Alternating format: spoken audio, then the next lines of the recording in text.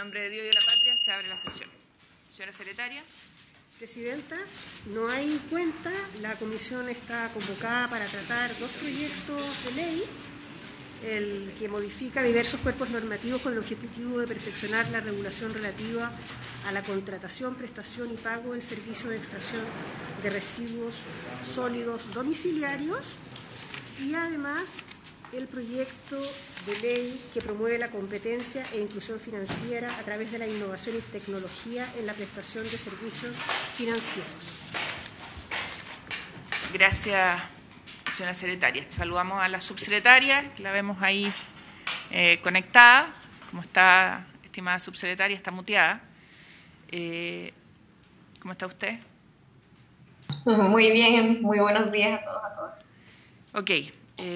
Colegas, ¿se acuerdan que este proyecto lo habíamos empezado a ver en una sesión anterior?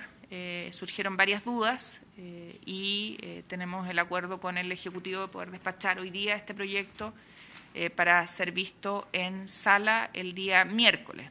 Yo no sé, senadores, si los han llamado del Ejecutivo porque estaban pidiendo que pudiéramos alterar el acuerdo de comités de hoy para que sea visto mañana, para que las cámaras de diputados lo puedan ver el miércoles. Nosotros no tendríamos problemas para eso. Vamos a tener que conversar como comités para ver si podemos hacer un enroque ahí o si hay unanimidad en el proyecto, ponerlo en fácil despacho. Pero necesitamos, obviamente, tener presente aquello para mañana. Gracias, senador. Señora subsecretaria, le ofrecemos la palabra. Gracias, senadora. Nosotros tenemos una presentación que hace un resumen del proyecto. Asimismo, le hicimos llegar una minuta que daba cuenta de la historia de la iniciativa. Yo no sé si les parece que avancemos. Sí, avancemos en la presentación. Yo les hice llegar la minuta, entiendo, ¿no? A todos, a la Comisión de Hacienda. La minuta la hizo llegar usted y la presentación, la última presentación de la subsecretaria también se hizo llegar y está impresa. Sí, puede ser por el segundo proyecto, pero hagámoslo, denle la autorización, no hay problema. ¿Ya? Gracias, Ricardo. Partimos entonces, subsecretaria. Perfecto. Bueno, este proyecto de ley, uno tiene que hacer una referencia necesaria a la historia que ha marcado la iniciativa. Es resultado de una serie de situaciones o eventos que datan del año 2013 y que dieron lugar a regulación que hoy día estamos perfeccionando. La primera de ellas tiene que ver con una movilización del año 2013, cuando se decide crear una mesa técnica para, de alguna forma, resolver mejoras a la legislación vigente. Desde ese entonces, en el 2013, se propuso una glosa destinada a compensar por predios exentos a todas aquellas empresas que tenían los servicios externalizados. Y el año 2014 ya se solicitó de parte de FENACINAC que se iniciaran dirigentes destinadas a empezar a nivelar de alguna forma los sueldos, porque los trabajadores del sector advertían en distintas comunas diferencias significativas. Ya en el 2016, ustedes se recordarán, había una propuesta de acuerdo que buscaba mejorar las condiciones laborales, de alguna forma reconociendo en los procesos licitatorios que la condición laboral era un aspecto relevante a la hora de evaluar las iniciativas que presentaban los municipios. Sin embargo, eso no fue ocurriendo y por eso, como les decía, el 2016 FENACINAC solicita un cambio de glosa para aquellos trabajadores que de alguna forma estaban sobre el promedio superior. Después, el año 2019, la FENACINAC, mediante una carta dirigida al Ministerio del Interior, denunció este cumplimiento del acuerdo del 2013, particularmente en lo que decía relación con las mejores condiciones remuneracionales que se habían comprometido en la fase de licitación y que, pese a que estaban en la legislación vigente, no se cumplían al final del día.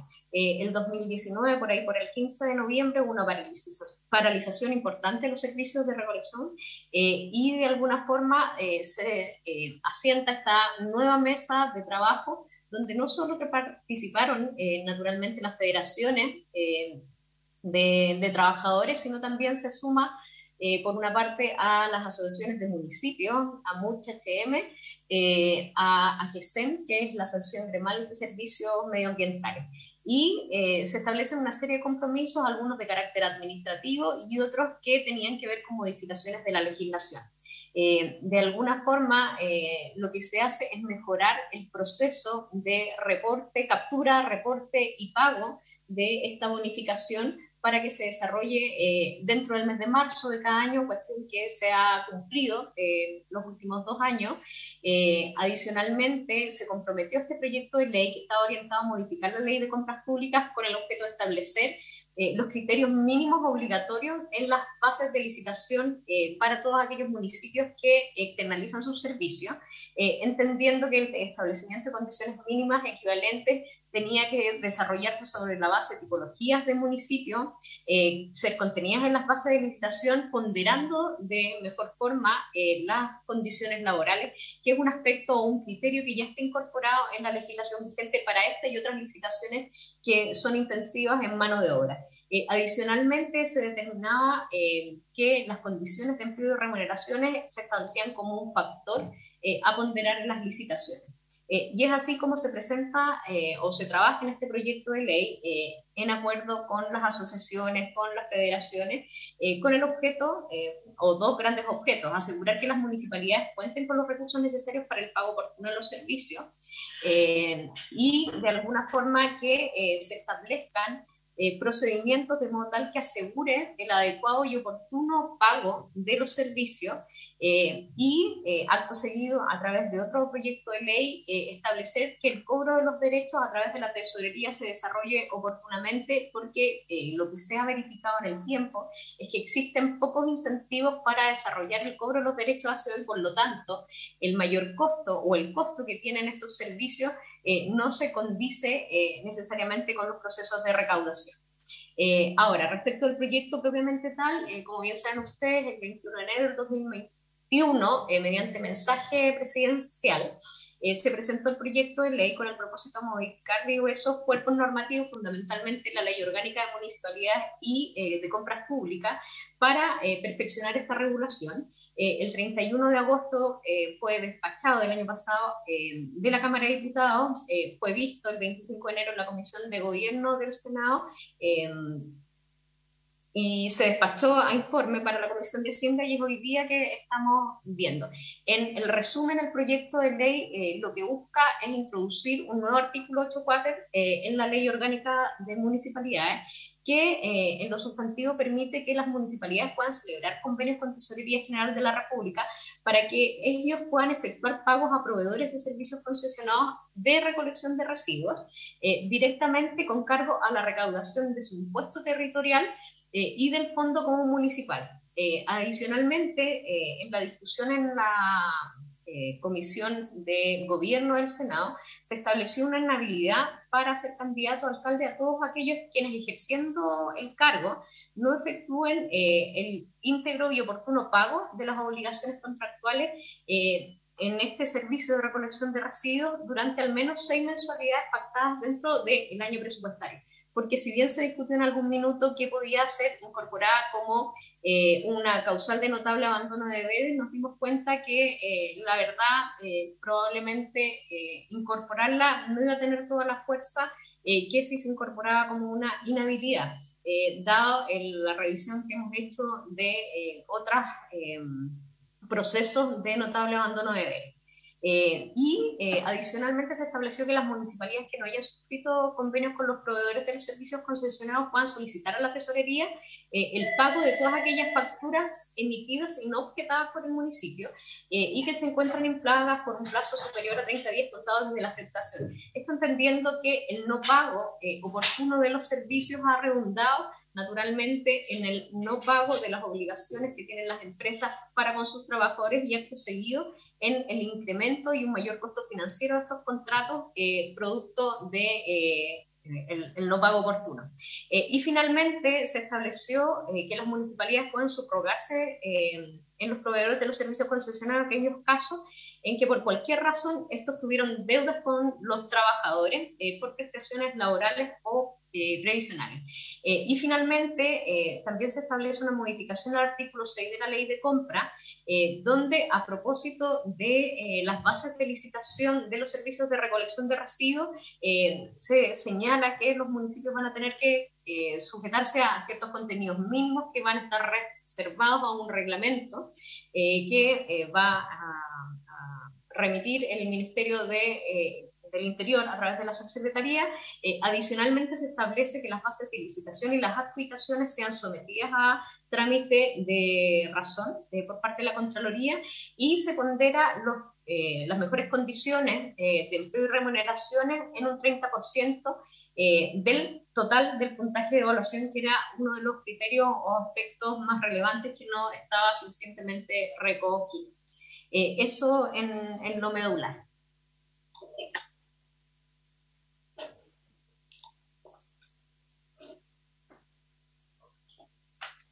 Gracias, subsecretaria. Estamos viendo unos temas aquí con el colega.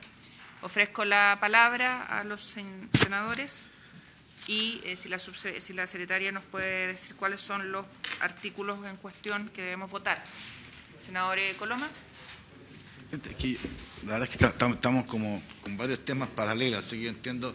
A mí me parece bien lo que ha planteado la subsecretaria. Si el punto que teníamos en su momento, no sé cómo quedó y si es de instancia de esta comisión, el establecimiento de la inhabilidad de candidato a alcalde para que, ejerciendo el cargo, no efectúe el pago de obligaciones contractuales de contrato de servicio de recolección. Lo digo porque no sé si, yo creo que eso escapa, digamos, a lo que es el sentido exacto de esta norma. A mí me parece muy bien todas las facilidades que se dan, toda la nueva institucionalidad que se busca, pero no asumo, no comparto el tema de la inhabilidad, porque eso ya requiere la inhabilidad está en otra parte del proceso, de la legislación. Entonces, supongo, subsecretaria, que eso no es crucial para el proyecto, lo importante es lo otro. No sé si además eso viene de la Cámara o plantearon ustedes, digamos, porque a mí me sorprende en esta lógica de buscar un acuerdo, un tema real, que se incorpore un elemento que puede el día de mañana generar dificultades de otra naturaleza. Yo creo que cuando, quiero rescatar lo que dice el senador Coloma, porque estamos generando una inhabilidad política por un incumplimiento, y la norma en comento, que está en el comparado que nosotros tenemos en la página 3, establece la sanción, pero dice, aun cuando las municipalidades no celebren los convenios, los propios proveedores podrán solicitar provocar el convenio con la tesorería, que es lo importante. Entonces, creo que poner la sanción política, yo al menos no creo que debiera estar en esta ley, podemos verla en otra, y sí, obviamente, provocar que si no se celebra por parte del alcalde, se pueda provocar, tal como lo señala el inciso, pasaría a ser tercero, ¿no? Si no me equivoco, Sole, tercero de esta norma. Subsecretaria, para que pueda responder la consulta del senador Coloma. Sí, en la sesión pasada, Presidenta, por su intermedio, efectivamente se había planteado que esta era una materia que estaba regulada en la Constitución. Se aclara que las inhabilidades están establecidas en la orgánica de municipalidades, constitucional de municipalidades, en el artículo 74, y ahí se establecen cuáles son las inhabilidades. Esta era una norma que no estaba incorporada originalmente. En la discusión en la Comisión de Gobierno del Senado se plantea la alternativa de incorporarlo como una causal para la acusación constitucional de los señores alcaldes. Sin embargo, como les planteaba, haciendo un análisis de lo que ha venido ocurriendo con las últimas acusaciones por notable abandono de deberes, veíamos que los procesos al final del día no son conducentes a las destituciones de los señores alcaldes por diversos motivos. De hecho, hicimos un análisis de los últimos, me atrevo a decir, en 5 o 6 años, y salvo una muy reciente, que no tenía que ver con materias presupuestarias, la verdad no ha operado la destitución. Por eso se establece como una inhabilidad, porque como una alternativa que plantea el Ejecutivo a la acusación constitucional. Y esto pensando fundamentalmente en que lo que uno evidencia en la práctica es que los municipios, en algunos casos, particularmente motivados en años preeleccionarios, no asumen con toda la corrección que uno esperaría, el pago de estos servicios y acumulan deudas con proveedores, particularmente con estos proveedores que tienden a ser los más onerosos dentro de la estructura presupuestaria de gastos que tienen las municipalidades. Por eso se estableció que se constituyera como una inhabilidad precisamente para motivar el adecuado pago y que no fueran las autoridades entrantes, que pudieran ser o no de continuidad a esa administración, quienes tuvieran que asumir el mayor costo asociado a el no pago oportuno de esos compromisos. Se entiende, el problema es que esto lo podríamos tener y replicar en salud, en educación, en una cantidad de ámbitos importantes, y la pregunta es por qué aquí y en otros no. Entonces yo al menos no comparto que sea visto de manera asistemática, o sea, o lo miramos de manera integral o la verdad es que no podemos ir poniendo parches a temas específicos, y más aún cuando existe la posibilidad de que los convenios sean suscritos a través de una solicitud a la Tesorería General de la República, creo que es suficiente como norma. Si le parece, Presidenta, puede ser este punto o este artículo votado separadamente. Sí. No sé si les parece. Sí. Colegas, ¿les parece? Sí. Entonces, este inciso lo votaríamos en contra. Senadora García. Solamente para entender, pues que antes pasó a ir a votar, ustedes manifestaron sí. Su voluntad, me parece bien, solamente para antes de entrar en la votación. Lo que estamos haciendo acá es un sistema especial para el tema de los recolectores de basura, sí. O de residuos sólidos que se llama. De residuos sólidos. ¿Ya? Y no ocurre con respecto a ningún otro proveedor de los municipios, ¿o no? Por eso. No, es para entenderse, sí, efectivamente. Sí, es para esto. Ya, es con todo, porque esto que está acá en negrita porque se introdujo después. Pero lo que viene a continuación, en los dos incisos finales, sí, ya. Que votaríamos separado. Sí. Solamente sí, ese. Solo eso. Si lo otro se mantendría. Sí, no, que yo no quiero generar ruido, pero lo que estamos haciendo acá, una cosa es la inhabilidad, ¿ah? Y otra cosa es lo que está en el inciso primero. Exactamente. ¿Ah? Así es. Aquí se está generando la posibilidad de suscribir convenios con... Sí, no, claro. Esta es la inhabilidad, la entendí. Porque esto está mal ubicado. Esto no debería estar acá. Está bien.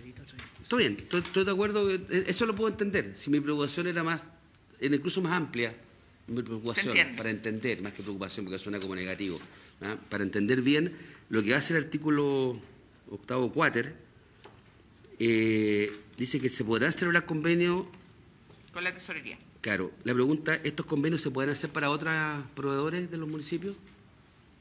Esa es mi pregunta. ¿Ya? Está legislándose, desde luego que podría ser, pero habría que legislar. Claro, pero no ha ocurrido. Estoy preguntando. O sea, sí, todavía la subsecretaria me puede decir, no, mire, senador Lago, no, esta primera que va a ocurrir. Subsecretaria. Ese es un tema, perdón. Y lo segundo, que lo que no se está modificando acá, que es el inciso tercero, establece la posibilidad que aquellos que sean proveedores de los municipios, recolectores de residuos sólidos, cuyos pagos no se hayan realizado, pero que no hayan cuestionamiento respecto a que se proveyó el servicio, etcétera, que ellos van a poder recurrir directamente a la tesorería va a poder recurrir a los municipios, si el municipio no paga, lo van a poder ir descontando de distintos fondos, ¿correcto? Sí. ¿Eso ocurre con respecto a otros proveedores en los municipios?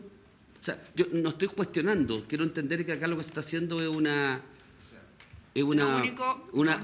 ¿cómo lo pone en términos positivos?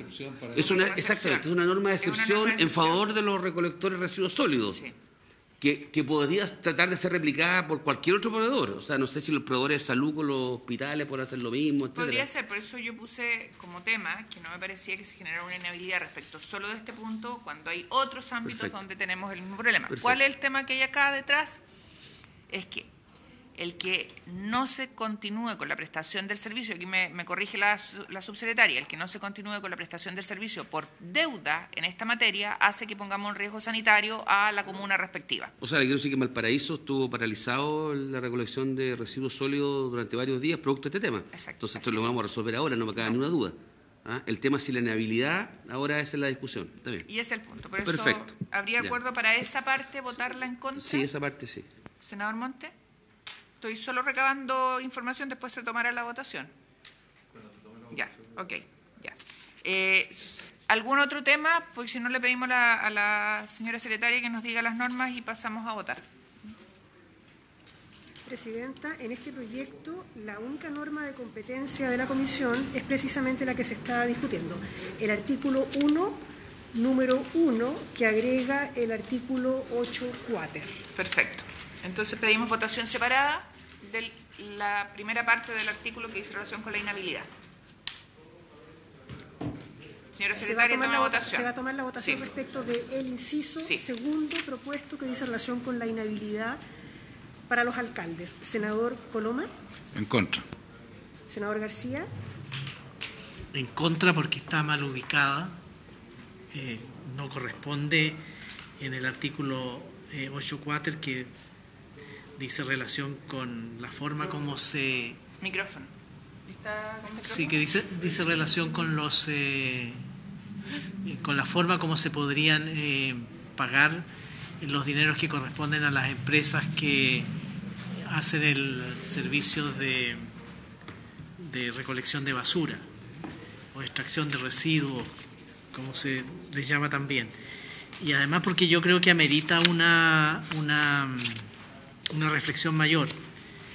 Ahora, nosotros en algún momento aprobamos esa norma que quienes tengan deudas previsionales, particularmente en salud y en educación, caen en notable abandono de deberes.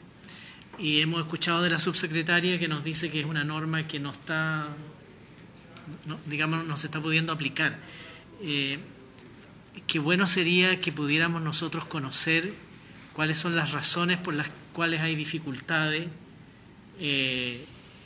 y cómo lo pudiéramos subsanar, si pudiéramos hacer, a lo mejor incluso por iniciativa parlamentaria, una modificación legal, porque en realidad nosotros introdujimos con harta esperanza esa norma para evitar precisamente que alcaldes, administraciones municipales, para no personificarlo a los alcaldes, administraciones municipales incurrieran reiteradamente en el no pago de las cotizaciones previsionales. Pero si la norma está resultando letra muerta, en realidad o la corregimos o la retiramos de la legislación, pero no tiene sentido mantenerla si no está rindiendo sus efectos. Voto en contra del inciso segundo que viene propuesto de la Comisión de Gobierno Interior. Gracias. senador Lagos, Voy a votar en contra, porque además encuentro que es bien exigente para un solo incumplimiento y para respecto a un solo jefe de servicio, si quiere, o cargo de elección popular que se produzca esta situación. Tal vez habría que pensar algo más holístico, integral. Eso. senador Montes, Yo voy a votar a favor de este inciso por lo siguiente: este es un tema que ya está planteado en distintos sectores. O sea, en educación, la verdad que hay un estudio de la propia Contraloría que indica que en una gran cantidad de municipios no se están destinando los recursos a lo que corresponde y se están destinando a otros objetos. Yo la verdad que hemos estudiado el tema que plantea el senador García y presentamos un proyecto que está en la Comisión de Constitución hace tiempo, firmado además por el senador Galilea, por otros senadores, que busca modificar el procedimiento a través del cual se sanciona a los alcaldes cuando no cumplen la ley. Que la Contraloría dice, ¿qué saco con dejar constancia de eso cuando no tiene ningún significado? Y la Contraloría a veces está 2 años en un municipio, detecta el conjunto de situaciones que no correspondan y la verdad que esto queda hasta ahí nomás, entonces se desnaturaliza. Y lo que en ese proyecto se está planteando que cuando no cumple la ley, tiene que haber un procedimiento abreviado, ir directamente a la Corte de Apelaciones, lo que se propone ahí, y hay una discusión al respecto, pero que permita realmente que haya sanción. Hoy día los municipios están con un pasivo real, altísimo producto de esto, y que son todos irregulares. Esta es una medida que es bastante fuerte, que es una señal en esa dirección, y yo estoy por lo menos aprobar y decir, mire, esta es una señal que hay que dar. Por lo menos que en esta comisión no quedara 5-0, sino que por lo menos que hay un voto que lo apruebe, para decir aquí hay un tema que hay que discutir y resolver, que lo hemos eludido. Cuando es cerca de las elecciones es muy difícil, porque cerca de las elecciones los municipios tienen un poder de presión sobre el Parlamento muy fuerte. Ahora, a la distancia que estamos, a lo mejor es el momento de exigir la Constitución que avance en la norma más general que se está discutiendo. Yo voto a favor, presidente. Presidenta. Yo, por las razones que se han expuesto, voto en contra y con un agregado, y es que les estamos imponiendo a los municipios todo el tiempo mayores cargas, no solo en facultades, sino que también financieras. Y por lo tanto, al haber falta de recursos, no es de extrañar que muchas veces se incurra en este tipo de situaciones y darle inhabilidad por eso a un alcalde me parece que es excesivo cuando no se da en otros ámbitos que también son muy sensibles. Presidenta, entonces queda rechazado por 4 votos en contra y 1 a favor el inciso segundo del artículo 8.4 propuesto.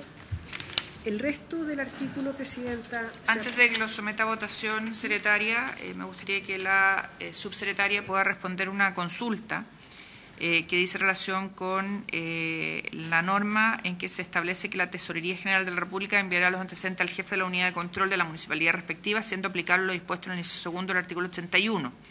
Y eso, no sé si tiene ya el relato respecto de cuál es el efecto o la pertinencia de esta norma respecto de la responsabilidad solidaria que hay en este ámbito. Subsecretaria. Sí, Presidenta. A la rápida, porque sé que quedaron dudas al respecto, esta es una legislación que aplica solo a la recolección de residuos. Originalmente el proyecto de ley era para otras concesiones, se centró en residuos precisamente por lo que usted señalaba, el carácter de función pública que tiene la recolección y el impacto de la no recogida de los servicios. Respecto de la referencia de los convenios de tesorería e informar a la dirección de control, tiene que ver con que todo presupuesto de una municipalidad debe estar debidamente financiado y corresponde a los directores de control hacer presente la responsabilidad que le recae al señor alcalde y al propio consejo municipal de asegurar el adecuado financiamiento y cumplimiento de las obligaciones que se contraen respecto de cargas presupuestarias y financieras de un municipio al asumirlo. Entonces, esa referencia tiene que ver con advertir al jefe de la unidad de control del municipio de que se estaría en esa condición y que por lo tanto hay una obligación que pesa en todos y cada uno de no solo del alcalde, sino también de los concejales. En tanto, deben aprobar presupuestos debidamente financiados, que en la práctica no significa otra cosa que, por ejemplo, el Consejo apruebe otras modificaciones orientadas a cualquier otro gasto sin asegurar primero la obligación de pagar los contratos de recolección y otros que existan a nivel municipal. El senador Montes quiere hacerle una pregunta, subsecretario. ¿En qué caso se ha aplicado la sanción a los concejales por solidariamente responsables del desequilibrio en las finanzas? Me gustaría saber si existe algún caso. No tengo conocimiento, senador, de que exista algún caso respecto de no pago o responsabilidad solidaria respecto de las medidas que se han aplicado en los consejos. Ha tenido que ver con problemas serios de probidad. Senador García. Fundamental. Senador García. Presidenta, por su intermedio, una consulta a la subsecretaria respecto del inciso final de este 8.4, porque yo entiendo que es una norma de carácter más general que no está referida solo a la concesión de los servicios de recolección de residuos sólidos, porque dice las municipalidades podrán subrogarse en los proveedores de servicios concesionados en aquellos casos en que por cualquier razón estos tuvieran deudas con trabajadores por prestaciones laborales debe ser previsionales en realidad, o previsionales impagadas. ¿Cuál es el alcance que le da a esa norma? Por estar ubicada en el 8.4, ¿la restringe solo a los servicios de extracción de basura? Y no es una norma general, ¿no sería mejor precisarlo? Esa es mi consulta, Presidenta. Subsecretaria. nosotros la entendemos aplica solo a los servicios concesionarios para la recolección de residuos sólidos domiciliarios. Sí, lo entiendo yo también. Sí. Que está propuesto como un inciso tercero porque ya se eliminó el segundo, y me parece a mí de carácter, porque ¿cuál es el sentido que tiene si las empresas o van a recuperar su dinero, van a obtener el pago de la prestación, ya sea porque firmó un convenio la municipalidad con la tesorería, o ya sea porque recurre directamente a la tesorería a solicitar que se le pague directamente, que se haga el convenio? Entonces, ¿cuál es el sentido de esta última norma si es para los servicios de recolección? Subsecretaria. Esta fue una indicación que surge en la discusión en la Cámara de Diputados de parte del diputado Chilling. Efectivamente, responde tú por esto. Pareciera una norma residual, pero lo que hace es reforzar precisamente la posibilidad de que los municipios puedan proceder al pago directo de los trabajadores.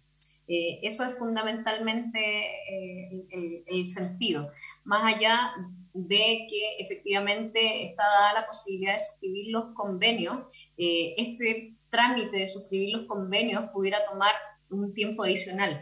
En algún minuto nosotros consideramos que probablemente aquellos municipios que acumulan deudas por muchísimos meses, y me estoy refiriendo a municipios que acumulan deudas por más de 6 meses, el trámite pudiera tomar un tiempo porque no necesariamente ese municipio está en condiciones de pagar de una sola vez en la totalidad de los meses adeudados. Por lo tanto, aquí el convenio que se hace teniendo participación la Subder es precisamente para ver cuál es el valor que efectivamente el municipio tiene capacidad de pagar sin afectar la normalidad de pago de otros compromisos que le corresponden. Ok, lo sometemos a votación. El resto, si viene el resto de las normas del octavo cuatro, ¿no? Perdón, Presidenta, pero se me olvidó señalar, si les parece bien acotarlo, también está bien. O sea,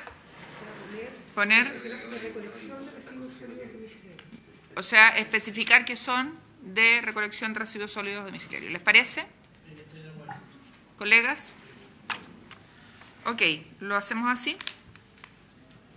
Presidenta, entonces se sometería a votación el resto de las normas del artículo octavo cuater, agregando en el último inciso, precisando en el último inciso que se trata de los proveedores de servicios concesionados de recolección de residuos sólidos domiciliarios. Senador Coloma. A favor. Senador García. A favor. Senador Lagos. A favor. Senador Montes. A favor. Presidenta. A favor. Quedaría entonces despachado el proyecto, Presidenta. Muchas gracias. Así se acuerda. Senador Coloma. Yo entiendo que el esfuerzo sería que ojalá se pueda ver mañana, digamos. Sí. Eso es lo que estamos tratando de ver. Lo que tenemos que ver, senador Coloma, yo le pedí al ministro Osa que me mandara la petición formal para trasladarla al chat de comité y tomar el acuerdo. Y si tomamos el acuerdo, que sea en fácil despacho, a efecto de que no nos alteren los acuerdos que tenemos de comité en el resto de la tabla. ¿Ya? Okay. Así lo voy a plantear al menos. Okay. Presidenta, en nombre del senador Lagos y mío, queremos pedirle que se incorpore en fácil despacho martes o miércoles bomberos. Sí, está hecho. Está ya. Está hecho. Ya está. Pero está en el acuerdo comité. No hemos mandado la tabla porque surgió esta última petición. Está en el acuerdo comité. Ya está en acuerdo comité y el senador y también el senador Monte. No. El senador Monte me está pidiendo que los acuerdos comité cambiemos la tabla para que la mixta de salud, entiendo, quede en último lugar y pase a primer lugar lo de integración social. ¿Y eso es legítimo que lo pida el senador Monte o no? Todavía, es que lo va a pedir el senador Rabindranath. No es un interés, no tiene un interés conflicto directo en la petición, ¿o no? Ya. ¿Estamos? Ok, gracias, subsecretaria. Queda despachado y se verá si tenemos el acuerdo comité mañana en fácil despacho, pero tenemos que recabarlo así en comité. Muchísimas gracias, presidenta, y por su intermedio a todos los senadores y senadoras. Tal vez esta sea la última comisión que tenemos, así que aprovecho de agradecer toda la colaboración y la deferencia que han tenido para con nosotros en nuestros proyectos. Así que muchísimas gracias. Gracias a usted. Muchas gracias, subsecretaria. Probablemente no la veremos. Trabajar con usted. No la veremos de nuevo en esta comisión, pero de verdad ha sido un honor y un agrado trabajar con usted. Muchas gracias, subsecretaria. Muchas gracias. Éxito. Igual a usted. Ya. Pregunta de dónde viene ella. Pregunta. De la Florida. Municipalidad. De la Florida. Claro. Señora secretaria. Presidenta, Hay cosas buenas de la Florida. el proyecto que promueve la competencia e inclusión financiera a través de la innovación y tecnología en la prestación de servicios financieros, FinTech. Hay varios Increíble, invitados que ya están conectados. Está deformado. Presidenta, para este proyecto. ¿Se rejuveneció? ¿Se envejeció? Muy buenos días, Se afeitó. estimado No se parece, por lo constituyente. Se le ven No, más canas, tapa el gato. constituyente Arboe. Debe ser la labor. No, está hecho pedazo. Oye, si les parece a los miembros de la comisión que podamos partir por el convencional Felipe Arboe para que lo vamos a liberar de esta sesión y pueda ir a votar. Solo si vota bien, ¿eh? Si no, no. Ya. Ex colega, tiene usted la palabra. Muchas gracias, presidenta. Saludar a todos los miembros de la comisión, a la secretaría, a todo el equipo. Agradecer la invitación para poder dar opinión respecto de un proyecto tan relevante como es el proyecto denominado Proyecto FinTech. En consecuencia, si me permiten compartir pantalla, les mandé una presentación, o aquí la tengo, si me permiten. Ahí, ¿se ve? Se ve. ¿Se ve? Sí. Bien, vamos entonces. La vamos a poner aquí en grande. Muy bien. Bueno, en primer lugar, una información de contexto. Las finanzas a nivel global, tenemos hoy día que hay una multiplicación a nivel global de la cantidad de fintechs operando. Se estima, según ciertos consultores internacionales, son cerca de 40.000. En el caso de Chile, ha aumentado más de un 60% en los últimos 3 años, llegando a cerca de 230 instituciones financieras tecnológicas, lo cual es muy importante para el aumento de la competencia, para la posibilidad de tener mejores servicios y oportunidades para los usuarios del sistema financiero, del servicio financiero. En ese sentido, tenemos un problema en el caso chileno, que a diferencia de otros países, tenemos un muy escuálido marco normativo, tenemos legislaciones que son concebidas para la era más bien analógica y no digital, y por tanto que atienden otras necesidades, poniendo un conjunto de cortapisas en unos casos y teniendo un conjunto de vacíos en otros. Eso ha significado que tengamos un conjunto de esfuerzos de parte de instituciones sectoriales o regulatorias destinados a buscar suplir esta falta de regulación legal, lo cual genera obviamente cierto grado de inestabilidad, estándares asimétricos, como vamos a ir viendo.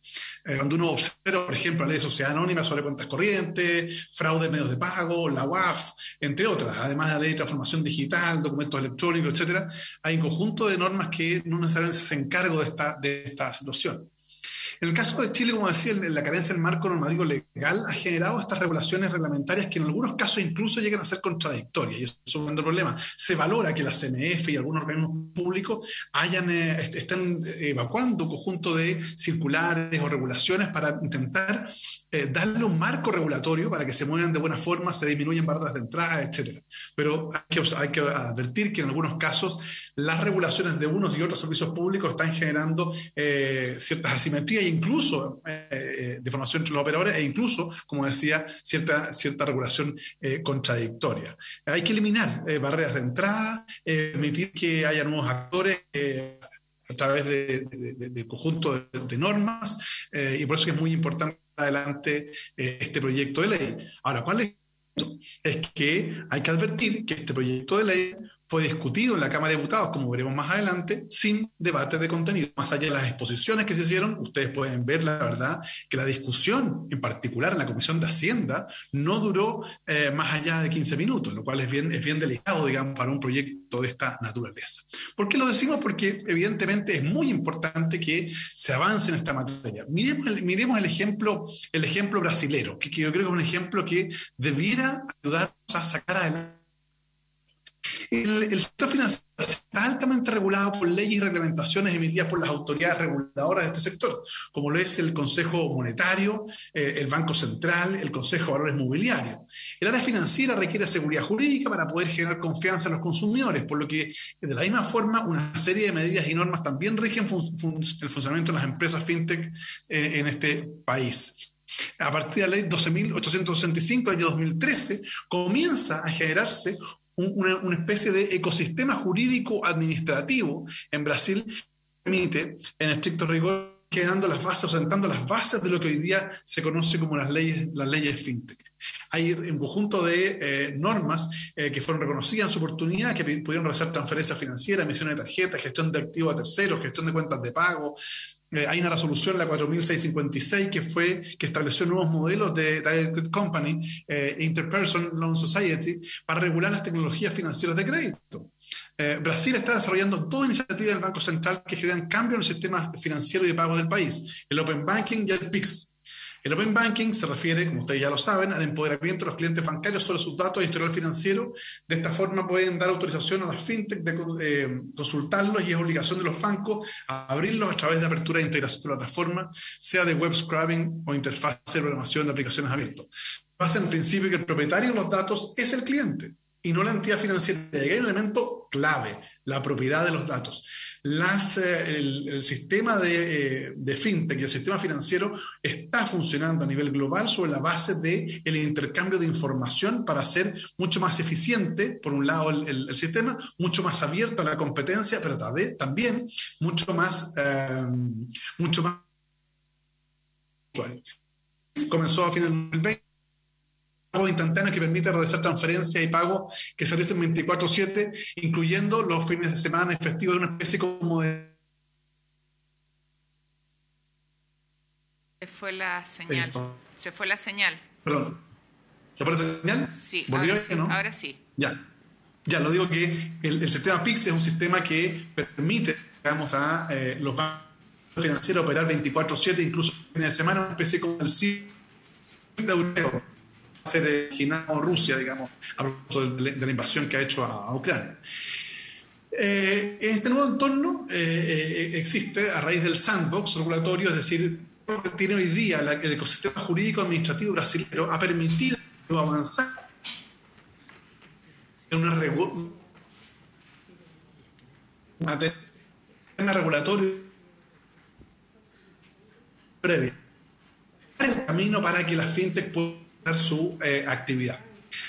Hay un conjunto de leyes que se han ido aprobando en la historia, como veremos más adelante, que han permitido, insisto, que hoy día las transacciones se realicen en los usuarios tengan un sustento desde el punto de vista regulatorio, que disminuyeron efectivamente para permitir un aumento de competencia, pero a su vez también protegieron los datos de las personas que finalmente son los clientes o usuarios. Porque sabido es que una vez que se entregan los datos de usuarios o ciudadanos del punto... No. Pero esa... No se oye, estimado, es que no se le escucha, estimado Felipe. No se oye, Felipe. Está muy inestable. Apaga la cámara. Voy a apagar la cámara. Momento. Les pido disculpas. Momento. Oye. Momento. Ahí. ¿Se escucha bien o no? ¿Se escucha bien? Sí, se escucha. Bueno, veremos entonces. Lo importante, como para no repetir, es que la experiencia brasilera ha ido aumentando gradualmente su regulación en diversas materias, léase protección de datos, ciberseguridad, regulación propia de la fintech, que ha permitido llegar hoy día a un sistema que es mucho más completo. Entonces se dieron en fases. La fase 1, el público tiene acceso a los datos de las instituciones que participan en la banca abierta en canales de productos y servicios de servicios, una especie de motor de búsqueda de servicios financieros. Una segunda fase donde las instituciones participantes deben compartir la información de registro de cliente y representante como datos de transacciones de clientes, y aquí hago un asterisco, datos de transacciones de clientes con una regulación muy estricta que permite garantizar el principio de finalidad, porque el consentimiento del usuario no es garantía de buen uso para la finalidad que son entregados. El intercambio de servicios o transacciones de pago entre las instituciones participantes, así como la propuesta de transacciones de crédito. Y la fase 4, el alcance de los datos permite ampliar la cobertura de las operaciones. En los datos es muy importante, la legislación contempla y establece expresamente que los datos son de los usuarios. Esto permite ampliar el poder de decisión, pero ojo, el consentimiento como base fundamental del tratamiento de datos no es sin considerar lo que se llaman los desequilibrios ostensibles, es decir, la posibilidad de que exista asimetría y que las instituciones obliguen a entregar un consentimiento amplio para fines que son completamente distintos. Se permite que esta administración de datos con esa protección tenga soluciones personalizadas al tipo de consumidor, y hay obviamente mucho menos burocracia, o para decirlo de manera positiva, el sistema es mucho más eficiente. Desde el punto de vista de los beneficios, evidentemente hay inclusión financiera, se aumenta considerablemente la participación del sistema de economía digital, digamos, en el universo de consumidores, y hay aumento exponencial de la competitividad en el sector financiero, con supresión del monopolio o oligopolios de información en entidad en esta materia. Vean acá cómo se ha ido desarrollando. Este es un fiel ejemplo de lo que ha ido pasando en Brasil. Desde el año 2006, Brasil cuenta con la portabilidad de los datos. Desde el 2011, con información positiva para la evaluación crediticia, cosa que en Chile ha sido francamente difícil. Desde el 2018 tiene una política de ciberseguridad y una ley de datos compatibles con el GDPR, y recién en 2020 se abrieron a legislar del Open Banking y establecer el sandbox regulatorio. Entonces uno puede ir mirando acá cómo la evolución de la legislación sirve de base para crear un buen ecosistema jurídico administrativo, porque el riesgo que tenemos de avanzar rápidamente en la regulación del Open Banking es que no tengamos las legislaciones de base que garanticen que las transacciones de esa información, que los datos que sirven para la transacción estén debidamente regulados. Así las cosas, nosotros pensamos que el Open Banking es una muy buena política pública, pero supone que haya normas de base que permitan dar mayor certeza a los usuarios y también a la industria en materia de protección de datos personales, en materia de ciberseguridad, por ejemplo, al menos. Considerando el aumento de la circulación de datos personales bajo el amparo de la nueva ley es antigua y precaria. Con la chilena, las afectaciones podrían ser masivas, impunes e imposibles de revertir. Imaginemos, este es un ejemplo práctico, imaginemos que la información sobre compras que realizan los consumidores con sus tarjetas bancarias del retail incluyen transacciones sensibles. Una persona puede ir a pagar, por ejemplo, un examen de salud o una clínica o comprar medicamentos. Bueno, si no hay una regulación de base en materia de protección de datos, podrían construirse patrones de consumo que deriven en alzas personalizadas de determinado tipo de producto, condicionamiento de contratos de seguro por aumento de riesgos, por ejemplo, afectación de oportunidades laborales. Entonces, por eso creemos que es fundamental que se tenga en vista estos elementos a la hora de hacer. Por eso que tenemos algunas recomendaciones. A nuestro juicio pueden ser relevantes. El proceso brasileño es, a nuestro juicio, un ejemplo importante que podríamos seguir, ¿no? Que ha ido regulando gradualmente, que permiten tener un ecosistema jurídico administrativo que garantice el buen funcionamiento del Open Banking y el Finance. En el caso chileno, tenemos todavía mucha falta de legislación. Esta, como hemos dicho, fue suplida por normativa de carácter administrativo, resoluciones, dictámenes, circulares, oficios, compendios, etc. El punto ¿es posible avanzar con lo que hoy tenemos? Sí, claro, se puede avanzar. ¿Es necesario? Sí, es muy necesario para que Chile tenga de verdad un espacio en la carrera de la economía digital. ¿Pero son necesarias y urgentes y previas las modificaciones legales? Absolutamente, porque de lo contrario podemos estar entregando información a un conjunto de operadores que sin tener las regulaciones adecuadas pueden verse tentados, digamos, a utilizarlas para fines distintos.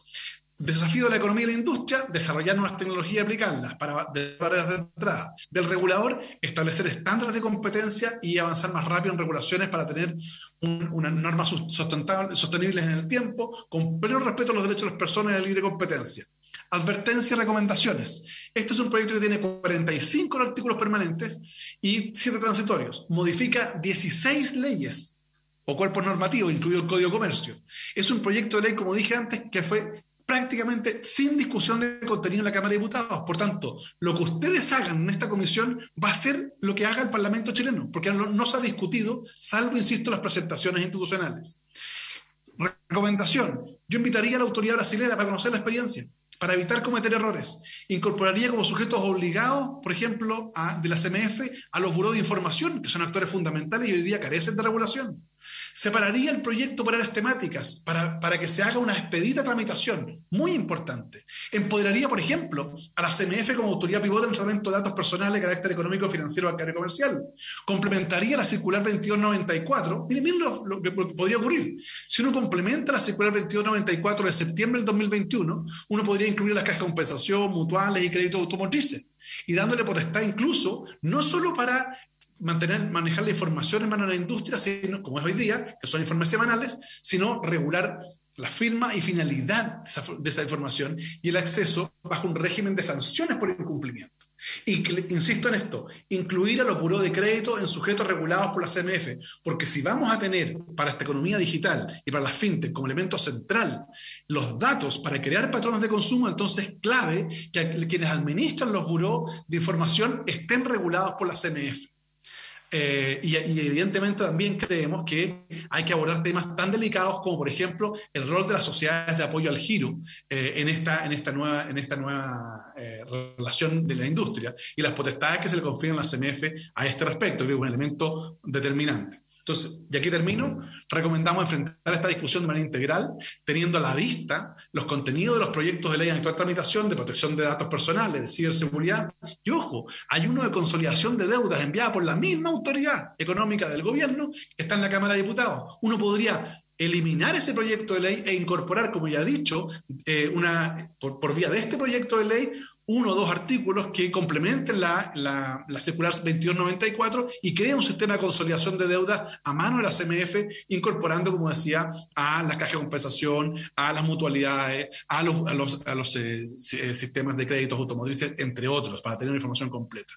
Sin perjuicio de la exposición, vamos a enviar, a petición de ustedes, una minuta detallada con observaciones particulares de cada articulado del proyecto de ley. Es muy importante para nosotros avanzar en esto, pero insisto, creo que hay que tener los resguardos adecuados. Muchas gracias.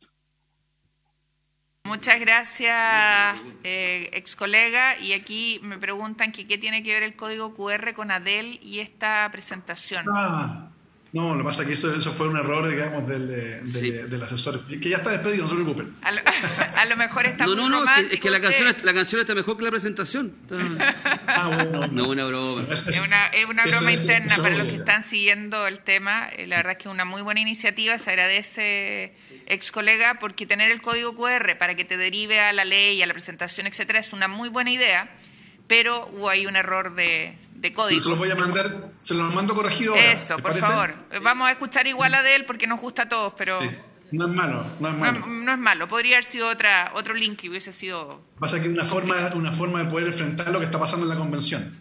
Muy bien. Está bien. Muchas gracias, senador, colega, constituyente. Hemos tomado nota de no solo de las recomendaciones, sino que también, obviamente, de toda la presentación. Yo no sé si dentro de las recomendaciones que usted hace, en que nos sugiere poder invitar a alguna autoridad brasileña a conocer la experiencia, ¿tiene alguien que nos pueda recomendar? Sería ideal. Sí, efectivamente, y de hecho viene en la próxima semana a un evento que estamos organizando con el Consejo de Protección de Datos.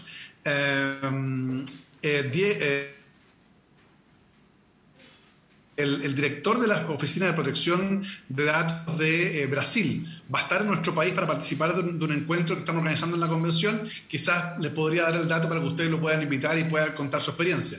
tendría que advertirle así que tendría que hablar sobre esto, porque probablemente viene invitado para otro tema. Bueno, quedamos a la espera de que nos confirme aquello y nos mande el contacto para poder incorporarlo. Muchas gracias y lo liberamos. No sé si alguien quiere hacer alguna pregunta antes de que se vaya el convencional. ¿No? ¿Senador Coloma? No. Ok, muchas gracias, Felipe. Que tenga Gracias. Muchas gracias a ustedes, que estén bien. Seguimos, si les parece, con la presentación de la CMF. Yo les mandé ayer una presentación que nos hizo llegar Kevin Cowan, que es el vicepresidente y experto en esta materia. Está con nosotros ya, entiendo, y le damos la palabra. Muchas gracias, señora presidenta. Confirmar que se escuche bien el audio. Se escucha bien. Perfecto. Entonces estoy compartiendo una presentación.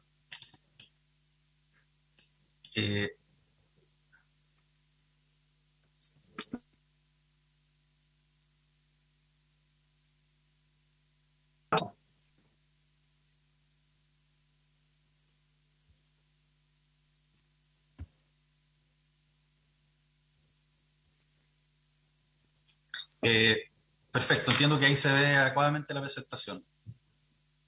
Sí, se ve. Perfecto, gracias. Entonces, nuevamente, gracias por la invitación.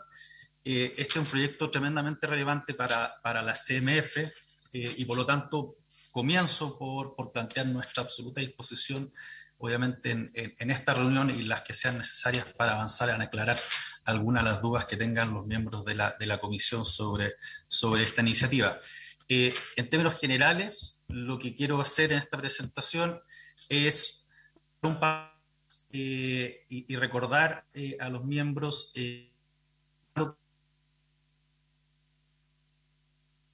Ahí se dejó de escuchar, don Kevin. Déjame,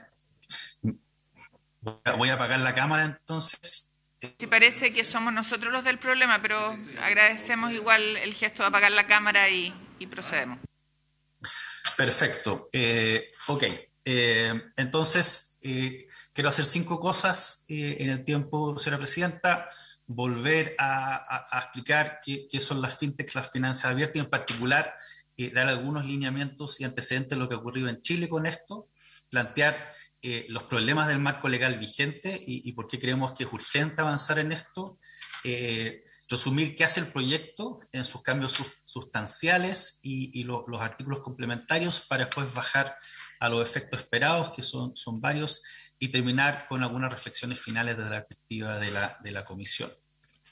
Entonces, en ese contexto, recordar que lo que hemos visto en los últimos años es un acelerado aumento de la capacidad de procesamiento de datos, una creciente interconexión de personas, empresas y entidades a través de Internet y teléfonos móviles, que lleva a niveles de conectividad en Chile que son altos para la región, incomparables con otros países de la OCDE.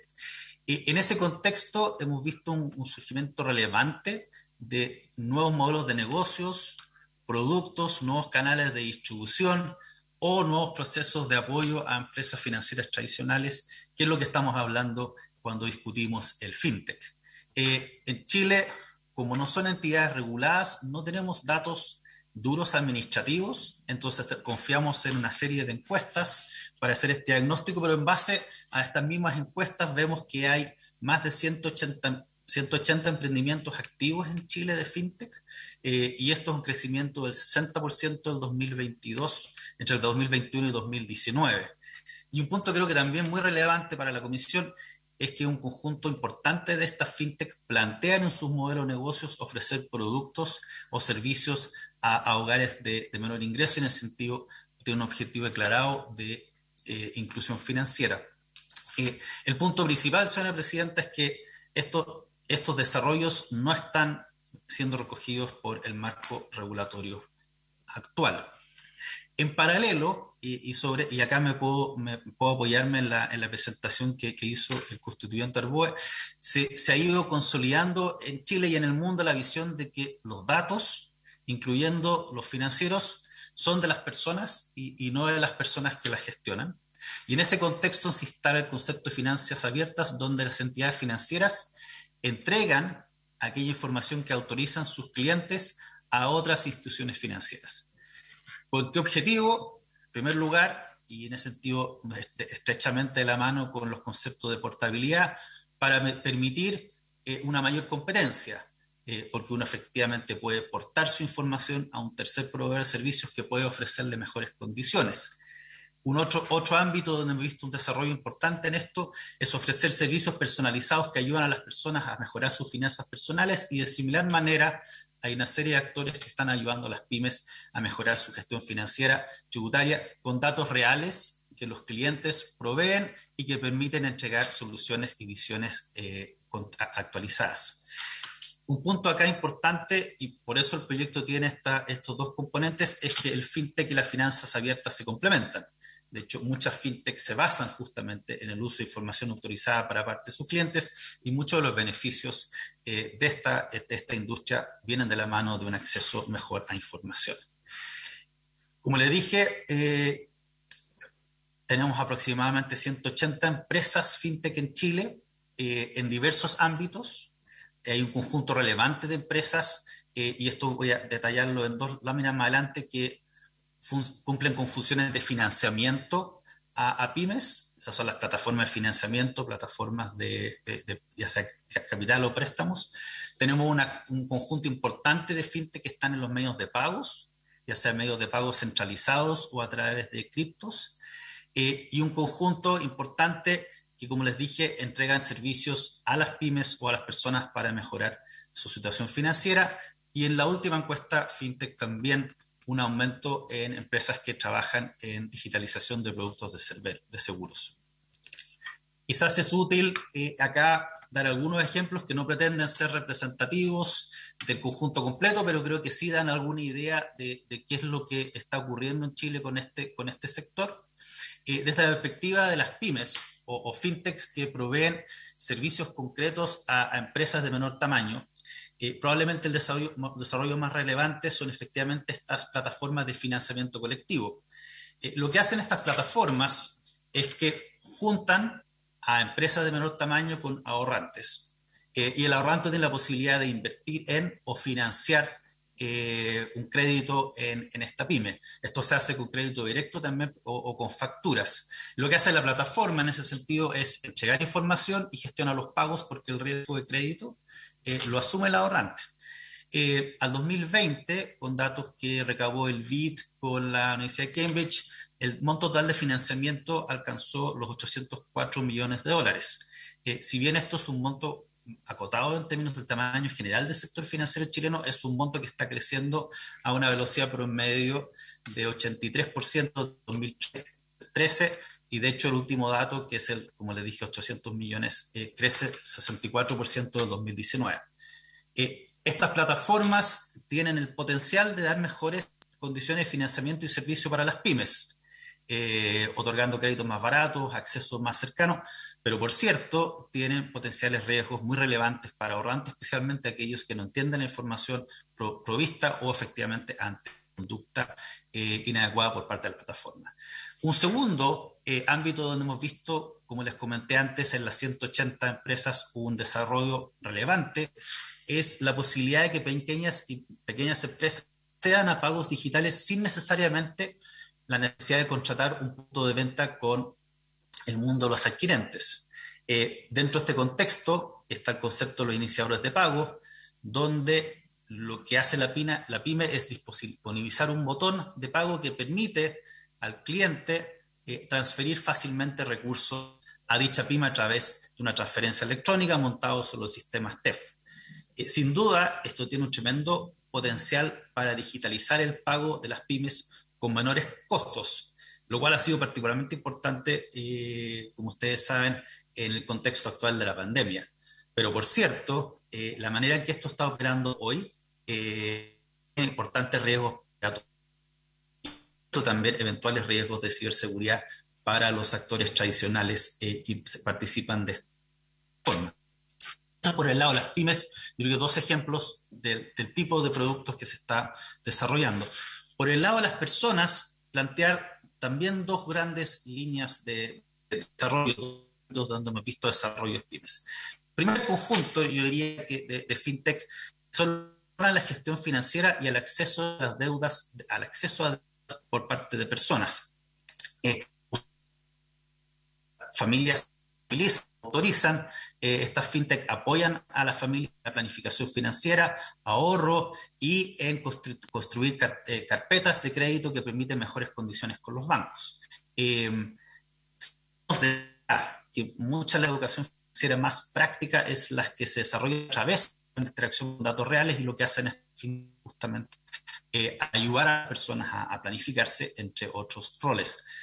El beneficio de esto por sí es mejorar la gestión financiera. Bien sabemos que en Chile tenemos brillantes en educación financiera, pero por cierto también ausenta un marco legal preciso. Esto tiene riesgos de manejo de datos personales y, como les dije, riesgos de ciberseguridad. Y finalmente, a modo de ejemplo de las 180 fintech, argumentaría que tenemos un desarrollo importante en las alternativas de ahorro de las personas en Chile. Un primer actor que ha sido crecientemente relevante en los últimos años son nuevas empresas de gestores de fondos, de AGF, que están reguladas, pero con una regulación que no es flexible, pero que en particular están dirigidos a un público no cubierto por las AGF. Y por lo tanto lo que hacen es ofrecer fondos de una manera más simple, hacen robo-advising, temas de asesoría en base a algoritmos, y que han sido particularmente exitosos en atraer nuevos clientes que no ahorraban en el sector financiero más allá de la cuenta corriente. Y otro ámbito que es particularmente relevante en Chile y sigue siendo un tema de discusión es la inversión en criptomonedas, donde el grueso de esta inversión se hace a través de plataformas de transacción y custodia. Como le comenté, Presidenta, y al resto del comité, los datos que tenemos acá son de encuestas y datos porque no son entidades supervisadas, pero encuestas recientes sugieren que por sobre el 10%, en particular el 13% de la población de Chile ha tenido alguna interacción con una criptomoneda en los últimos años, que es un monto relevante a nivel internacional. Los riesgos de esta inversión en criptomonedas son varios. Por cierto, hay un riesgo de que algunos de los usuarios no entiendan la naturaleza del criptoactivo, que es un activo que no tiene la criptomoneda, perdón, que es un activo que no tiene un sujeto de flujo, sino que simplemente es un constructo electrónico. No entienden, y es un tema de educación financiera. Pero también lo que se ha visto en otros países es que las plataformas han estado sujetos a fraude, ciberseguridad, y por cierto, acá hay un riesgo que ha sido levantado por la UAF y por otros actores del uso de criptomonedas para financiamiento de actividades ilícitas. Entonces son ejemplos, pero también traté de combinar los ejemplos con los beneficios y los riesgos. Señor Presidente, en este contexto, ¿cuáles son los problemas de nuestro marco legal? Bueno, el primero es que casi la totalidad de las empresas fintech no caen dentro de la regulación de la CMF o de la UAF. Si bien realizan actividades financieras. Perdón que lo interrumpa. El senador Montes me pregunta si existe ese listado, o al menos las clasificaciones de fintech. Sí, hay lo que podemos hacer es facilitarle a la comisión la última encuesta que realizó Finovista en conjunto con el BID y el Ministerio de Hacienda, que ofrece el detalle de las empresas fintech por categoría y los nombres específicos de las empresas que están detrás de cada una de estas categorías.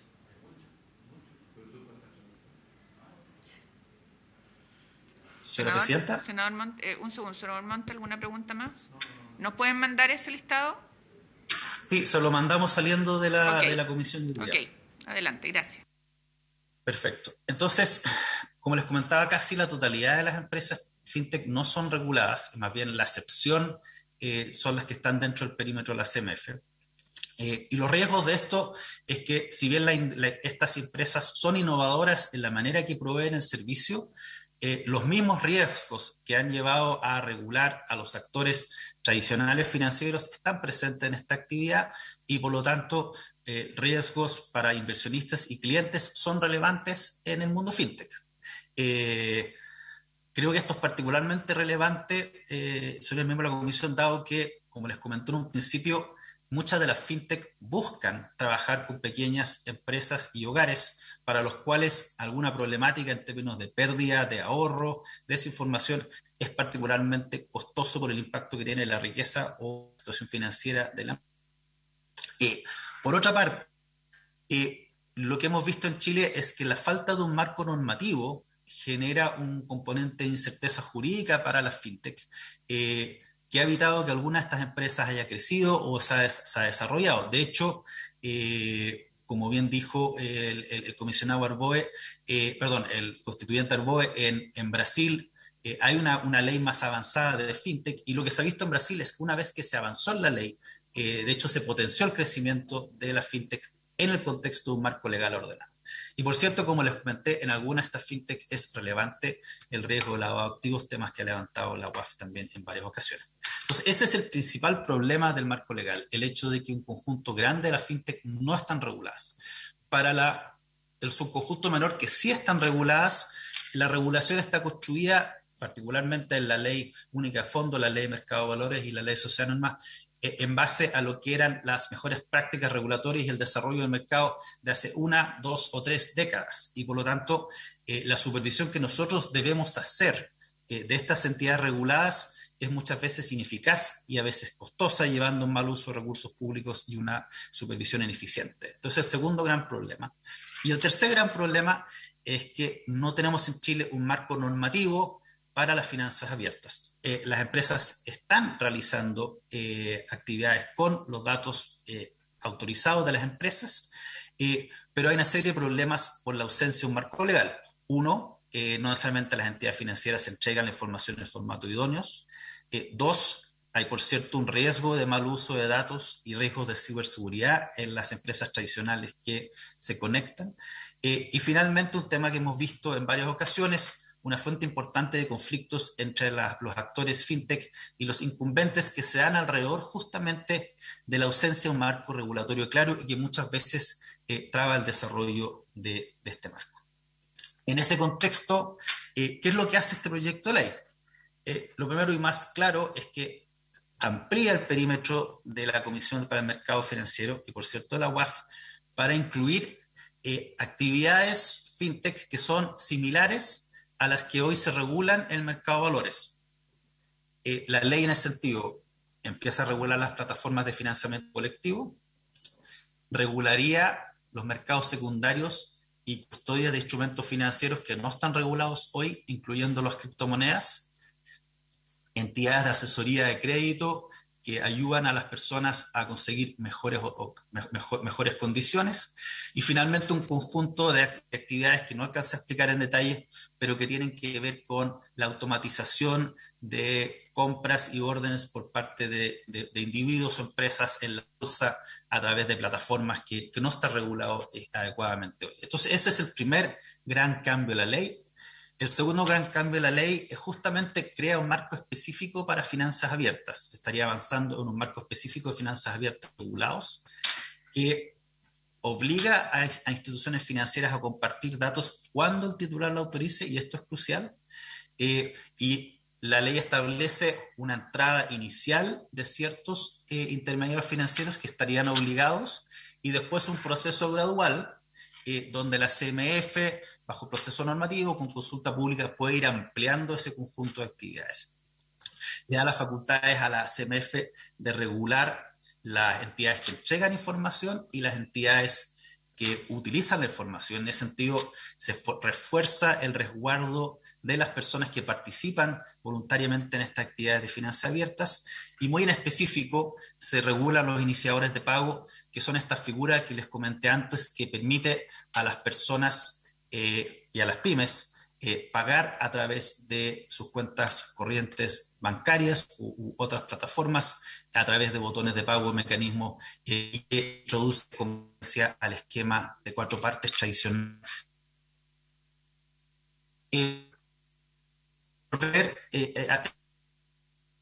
A detalle adelante, Presidenta, si usted quiere, respecto a busca regular estos actores fintech. Entonces, los que les dije yo, el punto número 1, los actores del mercado financiero, lo que se le establece es un marco legal flexible a la CMF. ¿Y por qué es flexible? Porque sería un despropósito establecer en la ley los requisitos, porque justamente esto es un sector muy dinámico, un marco flexible que permite a la CMF ir a través de la normativa de carácter general, acomodando la regulación al desarrollo de estas industrias, su importancia en usuarios, su importancia en el sector.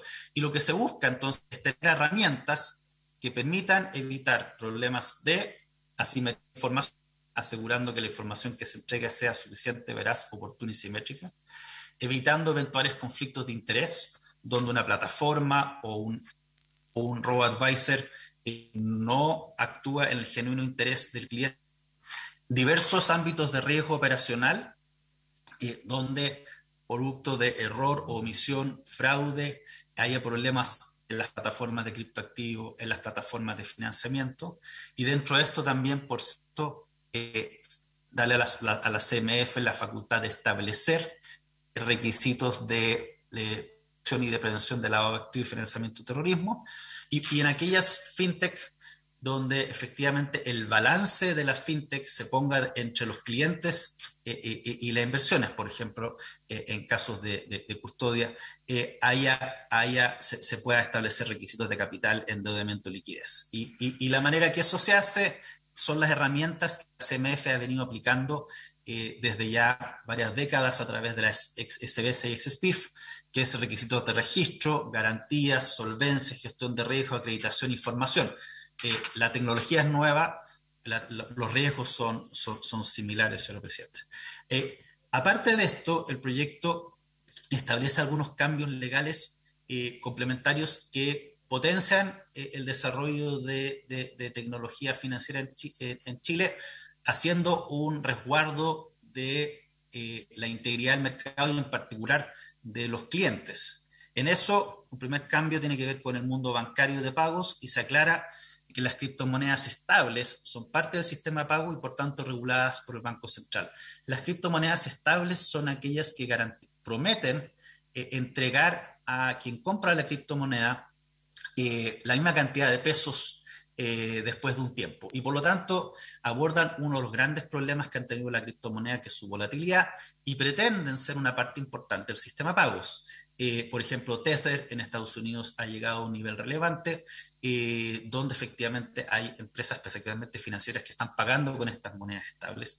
Eso se mete explícitamente dentro del perímetro del Banco Central con la supervisión de la CMF. En segundo lugar, el mundo banco y pagos se ajustaría a la ley de bancos para permitir la constitución de bancos digitales que de nuevo que son actores que están entrando o buscando entrar al sector financiero chileno, y para dar mayor acceso a otros actores financieros a los sistemas de compensación y pagos administrados por la banca, que termina siendo parte de la infraestructura, la cañería del sector financiero. En el mercado de valores, como les dije, la ley regula algunos de los fintech, pero de una manera poco flexible, entonces se busca dar mayor flexibilidad a algunos de los actores tradicionales, las AGF y las bolsas, pero también se refuerza la gestión de riesgos y de capital en otros actores como los corredores, donde la legislación en Chile se ha quedado de cierta manera desfasada con los estándares globales. Y después hay otras iniciativas que buscan que el mercado de valores pudiese ayudar a empresas particulares de menor tamaño a acceder a financiamiento a través de un régimen simplificado de deuda y otros cambios a la ley de sociedades anónimas.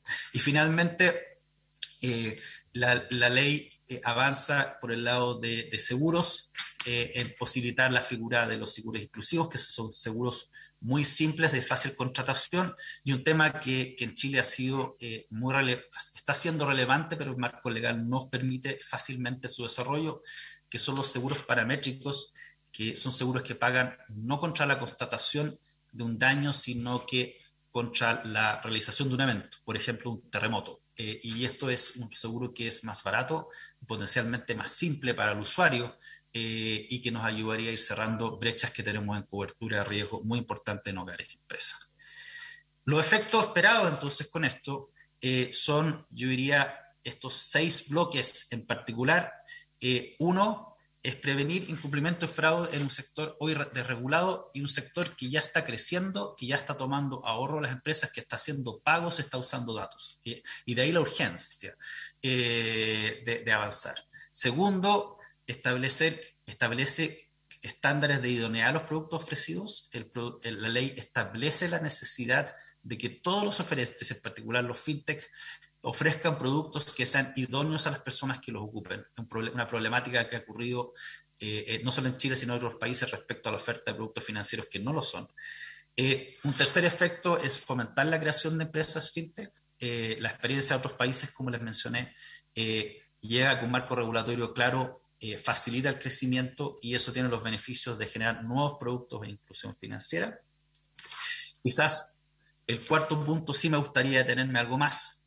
Al facilitar una entrada ordenada de las empresas fintech y al ordenar y potenciar el intercambio de datos personales a través de las finanzas abiertas, esto es un proyecto que debiera aumentar la competencia en el sector financiero y permitir que clientes puedan optar por opciones mejores o más flexibles, ya sea con actores tradicionales como actores fintech, y creemos que es un tema muy relevante que amerita avanzar. Resguarda la información de clientes en el mercado con finanzas abiertas.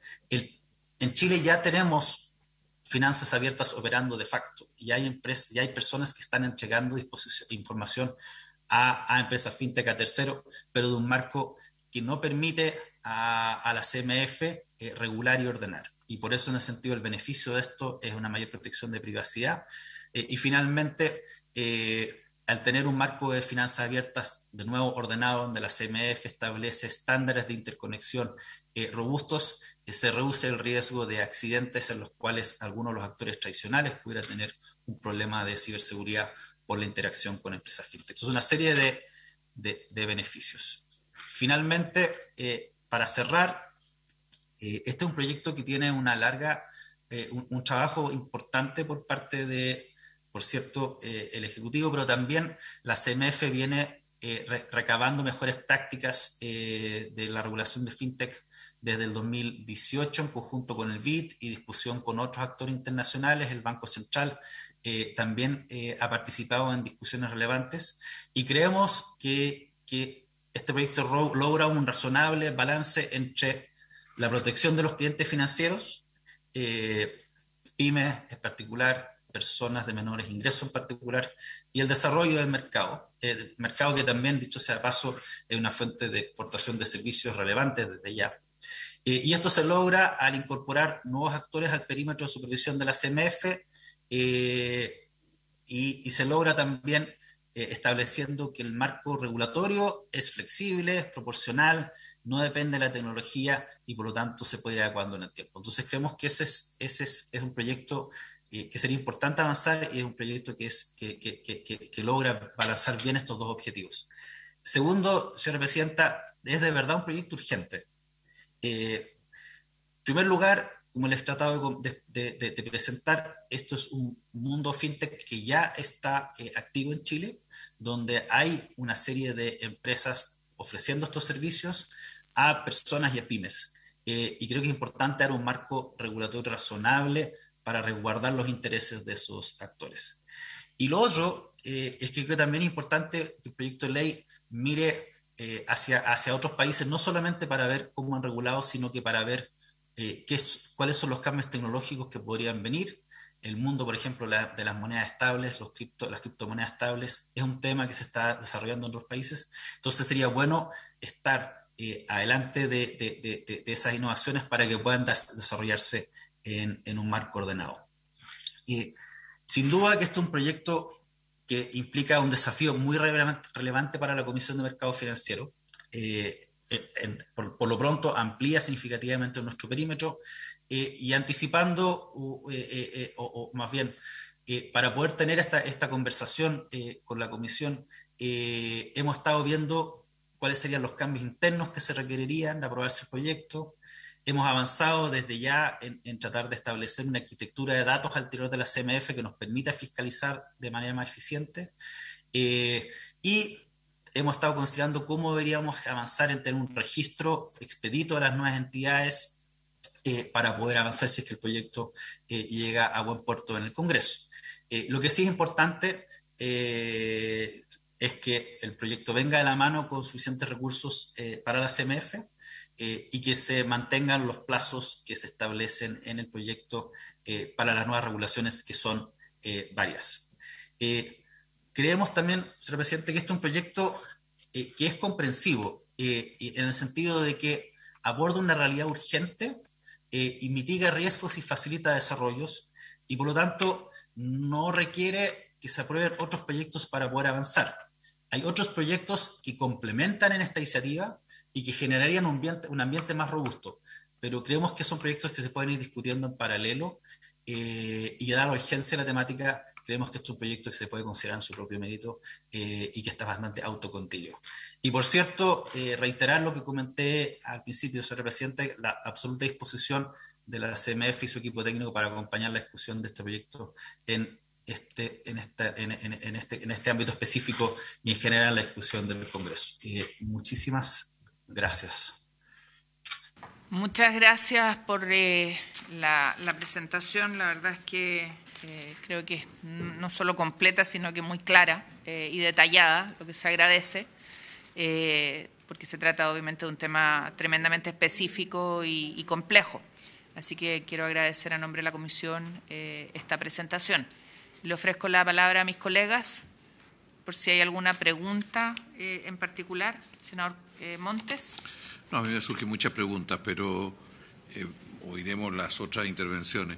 Lo que le preguntaría a quien nos presentó, si hay algún texto que ha hecho una valoración, un análisis del efecto que esto ha tenido en otras economías. Algo nos dijo Felipe Arboe respecto a Brasil y los cambios y los ajustes.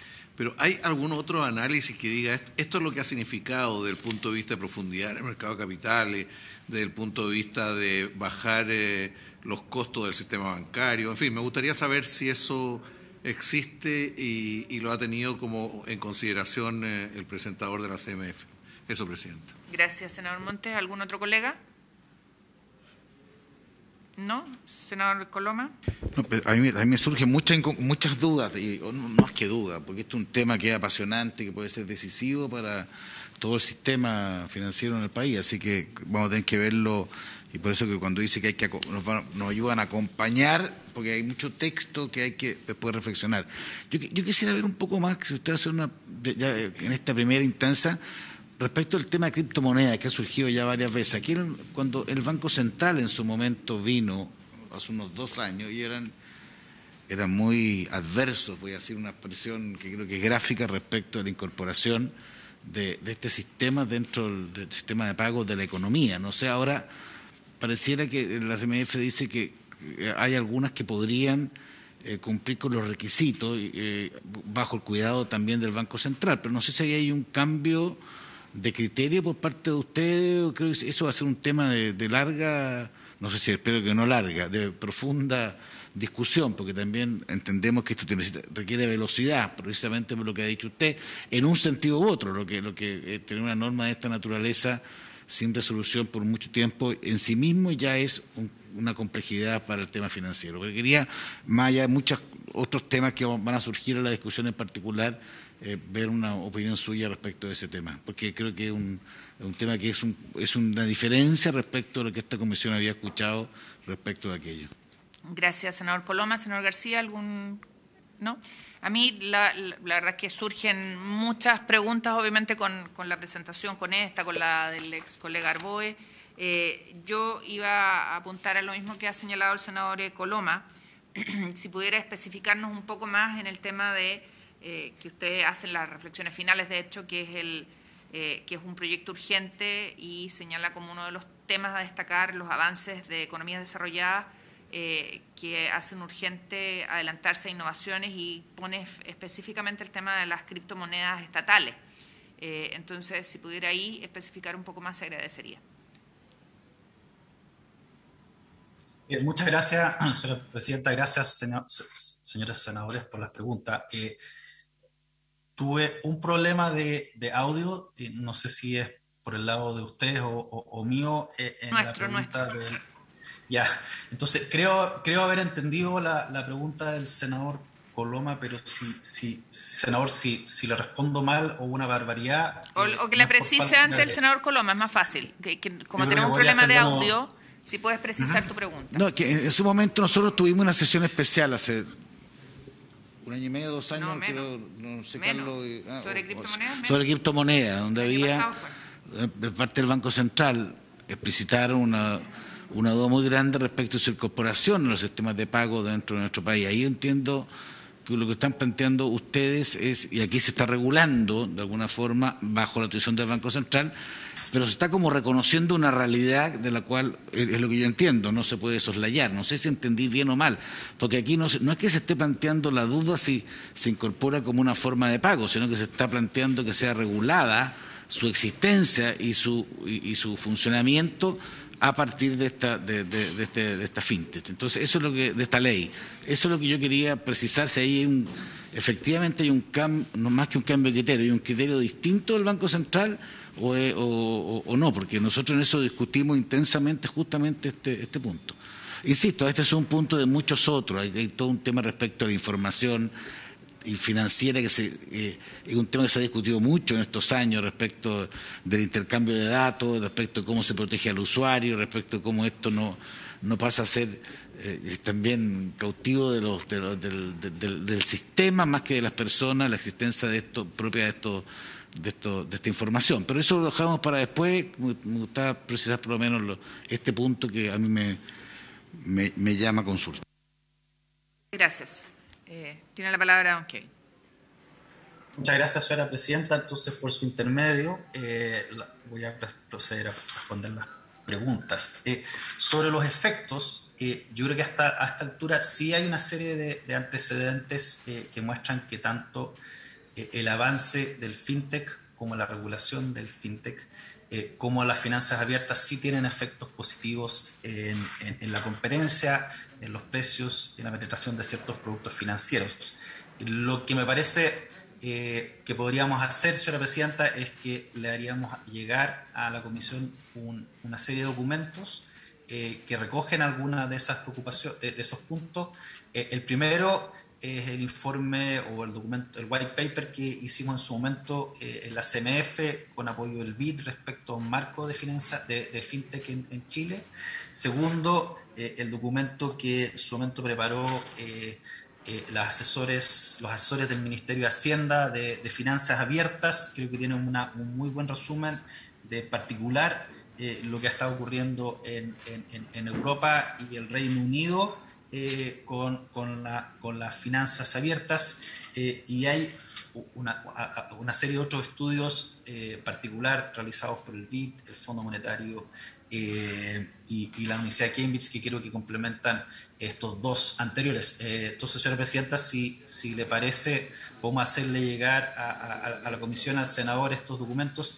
En general, lo que sugiere es que sí hay efectos relevantes de finanzas abiertas en los consumidores, y sí hay efectos de fintech, la inclusión de estas empresas en acceso y condiciones de productos financieros para usuarios, incluyendo en Latinoamérica, en Brasil y en México, donde también este marco legal tiene un mayor nivel de desarrollo. Respecto a la pregunta específica de los criptoactivos, yo creo que acá es importante distinguir tres tipos de criptoactivos. El primero es el criptoactivo, la criptomoneda. La más conocida es el Bitcoin, pero hay varias más que no tiene un respaldo en un activo financiero, no hay un flujo detrás de esto, y no hay una voluntad o un mecanismo que busque estabilizar esa moneda. Producto de esto, uno ve la altísima volatilidad, por ejemplo, del Bitcoin en los últimos años y en los últimos meses, digamos. Entonces, respecto a esa criptomoneda, lo que busca el proyecto de ley no es regular la criptomoneda en sí, sino que regular las plataformas que transen o custodien estas criptomonedas. ¿Por qué? Porque lo que se ha visto en otros países, que más allá de la volatilidad propia de la criptomoneda, han habido incidentes en los cuales personas que ahorran en criptomonedas pierden sus ahorros efectivamente por problemas en las plataformas, en los custodios. Entonces, lo que se busca ahí es decir, nosotros vamos a permitiríamos de facto la inversión de personas en estas criptomonedas, pero los resguardos vendrían a través de una custodia, una transacción que cumpla estándares regulatorios y una entrega de información que ayude a las personas a entender. Entonces, es un primer conjunto de criptomonedas. Por cierto, nuestra visión es que son activos de alta volatilidad y las personas que invierten en estos activos tienen que entender los riesgos, y lo que busca la regulación es transmitirle eso al público y mitigar estos otros dos riesgos que les comenté. Hay una segunda categoría de criptomonedas que se ha ido desarrollando en los últimos años, que es lo que se llaman las monedas estables. Estas monedas lo que buscan en su creación es entregar un valor estable en dólares, en pesos, de esa moneda. Entonces, lo que hacen los emisores de estas monedas normalmente es tratar de respaldarlos por otros activos financieros. Entonces, en principio lo que hacen es reciben los recursos de terceros y los invierten en activos líquidos, en principio de alta calidad, muy parecido a lo que haría un fondo mutuo monetario, un fondo mutuo. Hay otros de estos criptomonedas estables que lo hacen a través de un algoritmo, que cuando sube el precio, emiten más, baja el precio, tratan de rescatar o por lo menos dejar de emitir. Estas monedas estables se han ido desarrollando con relativa rapidez en Europa y Estados Unidos. Los stablecoins, perdón por el uso del inglés, pero a veces creo que los términos ayudan a vincular algo que se está desarrollando particularmente afuera. Por ejemplo, una de estas stablecoins relevantes es Tether. Lo que busca este proyecto de ley es decir, ese tipo de criptomoneda tiene como principal vocación ser una parte del sistema pago. Y en ese sentido, si yo tengo una moneda estable, puedo pagarle a un tercero localmente o afuera con esa moneda estable, y en principio esa persona debiese poder ir al emisor y rescatar sus pesos. Como esto es parte como esto está íntegramente relacionado con el sistema de pago, lo que busca el proyecto de ley es decir, esto es parte del marco regulatorio del Banco Central, y el Banco Central debiera poder regular a los emisores de estas criptomonedas estables, como regula, por ejemplo, ahora un emisor de prepago, asegurando que si esto se respalda con activos sean líquidos, para que no pase que el día de mañana alguien reciba una criptomoneda estable y se encuentre que el emisor no invirtió en lo que dijo o se equivocó, invirtió en cosas recosas y la plata no está. Entonces, señor senador, la lógica es que ese conjunto de criptomonedas esté regulada, y el Banco Central lo planteó en la Cámara, lo plantea a un público de que está de acuerdo respecto al avance del proyecto en ese ámbito. Hay un ámbito adicional que escapa a este proyecto y que, por cierto, ahí el Banco Central es quien podría explicar en más detalle, que ya no son las criptomonedas de emisión privada, sino que son las criptomonedas de emisión del mismo Banco Central, las monedas digitales de los bancos centrales.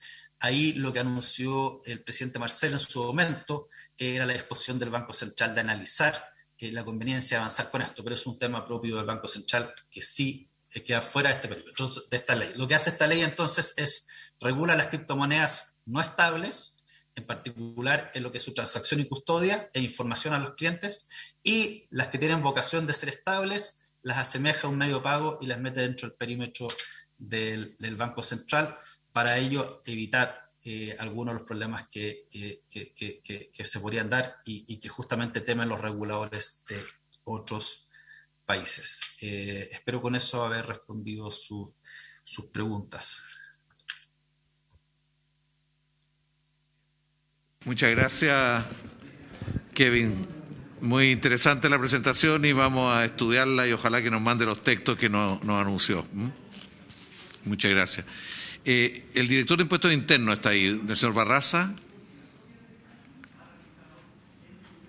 Para ver cuántos impuestos van a... ¿Qué tal? Ahí está. Buenas tardes. Ya, le ofrezco la palabra al señor Barraza. Muchas gracias por estar acá en la comisión. Gracias por esta invitación. Saludamos por su intermedio a los senadores presentes, a las senadoras, así como a todos los presentes virtualmente, donde vemos varios conocidos. Bien, tengo una breve presentación, si me permiten compartírselas.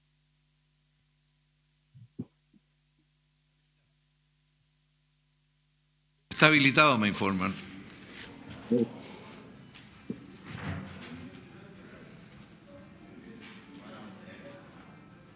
¿Se ve? Ahí sí, ahí está. Perfecto. No. Bien, lo que nosotros hicimos brevemente es un análisis de la tributación, por supuesto, de los nuevos servicios que están definidos en este proyecto de ley. Desde esa perspectiva, vemos que los nuevos servicios financieros que están regulados o que se propone regular en el proyecto de ley son básicamente 5. El primero, plataformas de financiamiento colectivo, ya sea en un lugar físico o virtual, en donde quienes tienen proyectos de inversión o necesidades de financiamiento se contactan con quienes cuentan con recursos disponibles, con el objeto de facilitar la materialización del financiamiento. El segundo, sistemas alternativos de transacción físico o virtual que permite cotizar, ofrecer o transar instrumentos financieros o valores de oferta pública. El tercero es asesorías crediticias de inversión, servicios de evaluación y recomendaciones a terceros respecto a la capacidad de obtener financiamiento, renegociar un crédito o modificarle la conveniencia de realizar ciertas inversiones.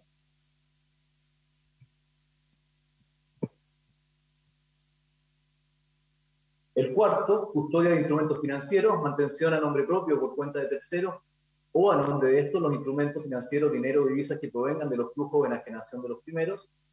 Y el quinto, enrutamiento de órdenes e intermediación de instrumentos financieros, que es la canalización de órdenes para la compra y venta de valores de oferta pública o instrumentos financieros y servicios de compra y venta de instrumentos financieros para efectos. Así podríamos resumir cuáles son los nuevos servicios que se proponen. Entonces, al hacer un análisis de la tributación de estos servicios, en primer lugar, desde el punto de vista del IVA, del impuesto al valor agregado, vemos que la tributación actual establece que se grava con IVA las ventas y servicios. Estos últimos servicios siempre que provengan del ejercicio de alguna de las actividades que están comprendidas en los números 3 o 4 del artículo 20 de la Ley sobre Impuesto a la Renta. Y en el número 3 del mencionado artículo 20 se comprenden, entre otras, las ventas del comercio y las obtenidas por bancos, empresas financieras y otras actividades análogas. Dentro de las actividades del comercio se incluye la comisión o mandato comercial. Y por su parte, en el número 4 de la disposición citada, se mencionan las rentas obtenidas por corredores. Desde esa perspectiva, entonces, vemos que las plataformas de financiamiento colectivo, la comisión pactada por este servicio se encuentra grabada con IVA, dado que serían calificados entonces como corredores del artículo 20, número 4 de la Ley de Impuestos a la Renta.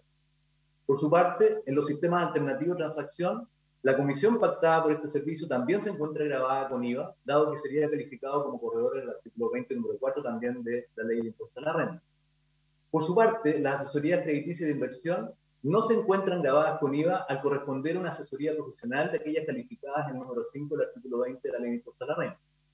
Por su parte, la custodia de instrumentos financieros sí se encuentran grabados con IVA en la medida que, de acuerdo a las normas que regulan la actividad, sean consideradas derivadas o provenientes del ejercicio de una actividad bancaria, en los términos que establece la Ley General de Bancos en su artículo 69. Y por último, el enrutamiento de órdenes e intermediación de instrumentos financieros, vemos que la comisión pactada por este servicio también se encuentra grabada con IVA, dado que sería calificado entonces como corredor del número 4 del artículo 20 de la Ley de Impuesto a la Renta, al igual que aquellos definidos en las letras A y B anteriores. Luego, entonces, actualmente no todos los nuevos servicios definidos en este proyecto de ley están grabados directamente con IVA, como si fueran prestados por una institución financiera, en tanto tributariamente no tengan dicho carácter. Más adelante me voy a referir, sin embargo, a algunas consideraciones, puesto que la interacción tras la modificación introducida por la reciente Ley 21.420, que reduce o elimina algunas exenciones, eliminó de la definición de servicio, contenía en el número 2 del artículo 2 de la Ley de Impuesto a Venta y Servicios el requisito que la prestación deba provenir de alguna de las actividades comprendidas en los números 3 o 4 del artículo 20 de la Ley de Impuesto a la Renta. Luego, esta nueva definición de servicio será aplicable para aquellos servicios prestados a contar del próximo 1 de enero del 2023, el próximo año, y por lo tanto, a partir de esa fecha, todos los nuevos servicios analizados se encontrarán grabados con IVA a menos que estén beneficiados por alguna exención. Esto es relevante considerar al estructurar las normas de vigencia de este proyecto de ley, como señalaremos al final. Desde el punto de vista del análisis del impuesto a la renta, aquí no hay mayores distinciones. El número 1, el artículo de la ley de impuesto a la renta define como renta todos los ingresos que constituyen utilidades o beneficios que rinden una cosa o actividad y todos beneficios, utilidades e incrementos de patrimonio que se perciban o devenguen, cualquiera sea su naturaleza, origen o denominación. Por lo tanto, las utilidades o beneficios obtenidos de la prestación de estos nuevos servicios financieros constituirán renta, afecto a los impuestos establecidos en la ley de impuesto a la renta conforme con las normas generales. Vale decir, impuestos de primera categoría e impuestos finales según corresponde. Otro análisis que también hicimos fue lo relacionado con el impuesto de tienda y estampilla. Y en este ámbito vemos que el artículo número 1, el artículo primero número 3 de la ley sobre impuestos a tienda y estampilla establece como hecho grabado genérico cualquier documento, incluso aquellos que se emitan en forma desmaterializada, vale decir, independiente de su soporte físico o electrónico, que contenga una operación de crédito o dinero. Por operación de crédito o dinero debe entenderse aquellas por las cuales una de las partes entrega o se obliga a entregar una cantidad de dinero y la otra a pagarla en un momento distinto de aquel en el que se celebra la convención. Esto conforme al artículo número 1 de la ley número 18.010. Asimismo, la ley de impuesto de tienda y estampilla establece una serie de hechos grabados nominados de carácter documental que por regla general afectan actos, contratos o convenciones como el pagaré, el mutuo dinero, la entrega de dinero a interés, las prórrogas o renovaciones entre. De esta forma, entonces, vemos que, si bien la prestación misma de los nuevos servicios financieros definidos no configuraría el grabado por el impuesto de tienda y estampillas, dicha configuración sí podría tener lugar con ocasión de las operaciones subyacentes o intermediadas, las que se deberían afectar con dicho impuesto conforme a las reglas generales. En resumen, de acuerdo a las normas transitorias del proyecto de ley, cabe la posibilidad entonces que entre en vigencia durante este año, durante el año 2022. En cuyo caso, dada la interacción con las modificaciones que se introdujeron en la recientemente aprobada Ley 21.420, desde el punto de vista del IVA, implicaría que durante este año, el año 2022, algunos servicios quedarían afectos a IVA según si califican como rentas del número 4 del artículo 20 de la Ley de impuesto a la renta o no, pero a contar del próximo año, el 1 de enero del 2023, todos los servicios que están definidos en este proyecto de ley estarían afectos a IVA, considerando las modificaciones incorporadas a la Ley de Impuestos a la Renta y Servicios, precisamente por la recientemente aprobada Ley 21.400. Ese es el análisis de tributación que nosotros hicimos y podemos compartir con ustedes, senador Trujillo.